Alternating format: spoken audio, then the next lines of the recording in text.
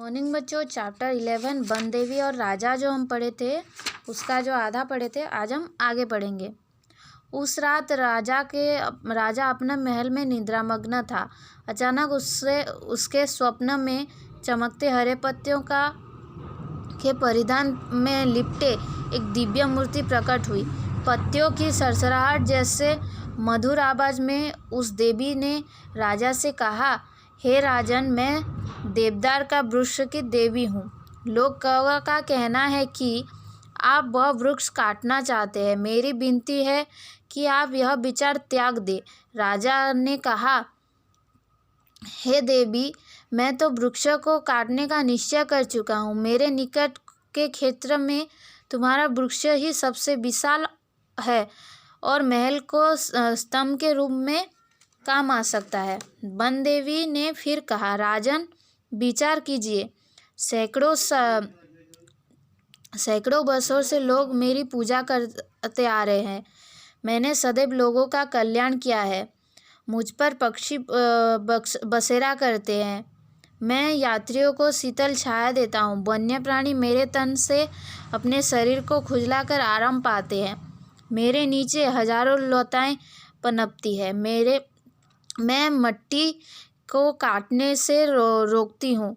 बच्चे मेरी आसपास खेलते हैं। वन से आती हुई स्त्रियां पल भर मेरी छाया में ठहरकर विश्राम करती है। वृक्ष को काटने से इन सभी को कष्ट होगा। देखो क्या हुआ बच्चों, जब वो राजा उस वृक्ष को काटने की निश्चय कर लिया, तो सभी लोग वो उस वृक्ष को बताने के लिए गए। वहाँ पर जो देवी थी वो सुनी। तो उस रात क्या हुआ, वो राजा जो था निद्रामग्न था। उसके सपने में वो देवी आई, हरी पत्तियों का लिबास पहने हुए। पत्तियां की सरसराहट जैसे मधुर आवाज में उन्होंने बोला, हे राजन, मैं देवदार वृक्ष की देवी बोल रही हूँ, बोला उसने। लोगों का कहना है कि तुम मेरे वृक्ष को काटना चाहते हो। मेरी विनती है कि तुम ये विचार त्याग दो।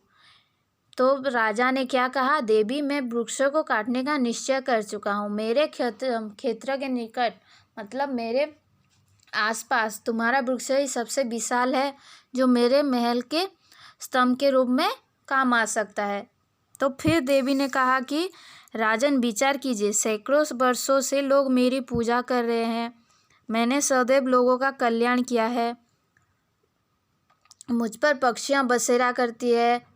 मैं यात्रियों को शीतल छाया देती हूँ। वन्य प्राणी मेरे तन से अपने शरीर को खुजलाकर आराम पाते हैं। मेरे नीचे हजारों लताएं पनपती है।